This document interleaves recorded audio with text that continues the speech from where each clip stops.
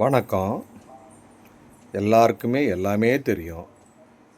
அதனால் தவறாக நினச்சிக்காதீங்க. கொஞ்சம் ஞாபகப்படுத்துகிறேன். வாழ்க்கையில் ஒரு பிள்ளை குழந்தைங்க நல்லா இருக்குன்னா தாய் தோப்பங்கிட்ட தான் இருக்குது. அவங்க ஒழுங்காக வளர்க்கணும். என்ன செய்கிறான், ஏது செய்கிறான், அப்படி தான் அந்த காலத்தில் வளர்த்தாங்க. அதேமாரி ஆசிரியர்களும் அந்த காலத்தில் மாணவர்கள் எங்கே போகிறான் வரான், வீட்டுக்கு போகிறானா வரான் அப்படின்னு இருந்தாங்க. அதுக்கு மேலே சொல்கிறேன், இந்த அரசியல் இருக்கு இல்லையா, அந்த காலத்தில் இந்த தலைவன் ஒருத்தன் இருந்தான்னா தொண்டர்கள் என்ன செய்கிறாங்க, ஏது செய்கிறாங்க, எப்படி பேசுவாங்க, அப்படி சிச்சுவேஷன் இருந்தது. இது 3 தான் லைஃப்பில். எல்லாத்துக்கு மேலே கடவுள் இருப்பான். கடவுள்னா திரும்ப செய்வான், இந்த 3 பேரையும் பார்த்துக்கிட்டு இருப்பான். எவன் ஒழுங்காக இருக்கிறான், எவனுக்கு என்ன செய்யலாம், எப்படி நரகம் கொடுக்கலாமா, சொர்க்கம் கொடுக்கலாமா, அது இங்கே கொடுக்கலாமா, மேலே கொடுப்பான், அவன் அது எல்லாத்தையும் பார்த்துட்டு இருப்பான். இன்னைக்கு காலகட்டத்தில் குழந்தைகளை பெற்றோர்கள் கண்டிப்பது இல்லை. ஆசிரியர்கள் மாணவர்களை கண்டிப்பது இல்லை. அரசியல் தலைவர்கள் தன்னுடைய தொண்டர்களை அசிங்கமாக பேச விட்டு கவனிக்கிறாங்க, தலைவர்களும் பேசுகிறாங்க. தற்பொழுது நாட்டின் நிலைமை இப்படி இருக்குது. அப்படி இருக்கும்போது நம் நாடு எப்படி வல்லரசு நாடாக இருக்க முடியும்? அப்துல் கலாம் கண்ட கனவு கண்டிப்பாக நிறைவேறுமா என்பது கேள்விக்குறி. நாம் ஒருவருக்கொருவர் குற்றம் கண்டுபிடித்து கொண்டிருக்கிறோம்.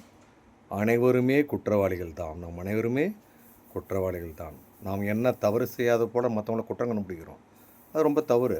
நீங்கள் முதல்ல குற்றம் செய்யாமல் தான் இருந்துட்டு அப்புறம் அவங்களுடைய குற்றத்தை கண்டுபிடிச்சிட்டுனா எல்லாருமே நல்லாயிருப்போம். குழந்தைங்களும் நல்லாயிருக்கும், ஆசிரியர்கள் நல்லா இருப்பாங்க, அரசியல்வாதிகள் நல்லா இருப்பாங்க, நாடு சுபிட்சமாக இருக்கும். எல்லாத்துக்கு மேலே கடவுள் என்ன செய்வான், நமக்கு கொடுக்க வேண்டிய கிஃப்ட்ஸு இங்கேயே கொடுத்துருவான். இல்லைன்னா நம்ம மேலே போய் தான் வாங்கணும். அது எப்படி வாங்கணும்னு தெரியாது. சொல்கிறத வச்சு நான் சொல்கிறேன். நமக்கு ஒன்றும் தெரியாது. எனக்கு தமிழ்லாம் தெரியாது, பேசவும் தெரியாது, எதுவும் தெரியாது. சும்மா இப்போ காலப்போக்கில் தான் நம்மளுடைய மக்களுடைய நடவடிக்கையை வச்சுக்கிட்டு 33 வருஷமாக நான் உண்மையாக தான் இருந்தேன். எனக்கு பேசவும் தெரியாது, இப்பயும் பேச தெரியாது. பேச ஆரம்பித்தா அப்படியே ஒரு ரவுண்டு சர்க்கிள் வருது, 360 டிகிரி. அதை வச்சுட்டு பேசுகிறேன். இப்போ நான் உங்களை எதனா தவறாக பேசினா அதுக்கு மன்னிப்பு கேட்டுக்கிறேன். எதுக்கோசம் இதெல்லாம் பேசுகிறேன்னு கேட்டால், நாளை நம் இந்தியா நாடு மற்ற நாடுகளிலிருந்து காப்பாற்றப்படணும். அதுக்கு மூல காரணமாக தாய் தந்தையர்கள், ஆசிரியர்கள் மற்றும் அரசியல்வாதிகள் அனைவருமே ஒற்றுமையாக இருந்து நாட்டை காப்பாற்றுங்க. வருகின்ற காலத்தில் உணவு பஞ்சங்கள் ஜோசிகாரெலாம் சொல்கிறாங்க, என்னென்னோ வருதுன்னு சொல்கிறாங்க. அது கண்டிப்பாக நடக்கக்கூடிய, ஏன்னா அவங்களும் ஆராய்ச்சி பண்ணவங்க. அந்த காலத்து பஞ்சாங்கத்தில் எழுதப்பட்டது, பெண்கள் மதிங்க, பெண்கள் ஆண்களை மதியுங்க, தாய் தந்தர்கிட்ட தான் பெண்களுடைய வாழ்க்கை இருக்கிறது. எங்கே பார்த்தாலும் பெண்கள்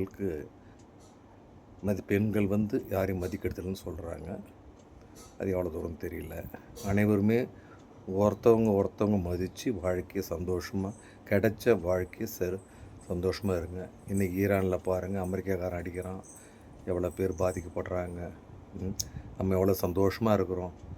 நம்ம அமைதியாக இருந்து நமக்கு என்ன தேவையோ நம்ம பூர்த்தி பண்ணிக்கிட்டா வாழ்க்கையில் நம்ம சந்தோஷமாக இருக்கலாம். இறையருள் நிறைய இருக்கிறதுனால தான் நம்ம சந்தோஷமாக இருக்கிறோம்.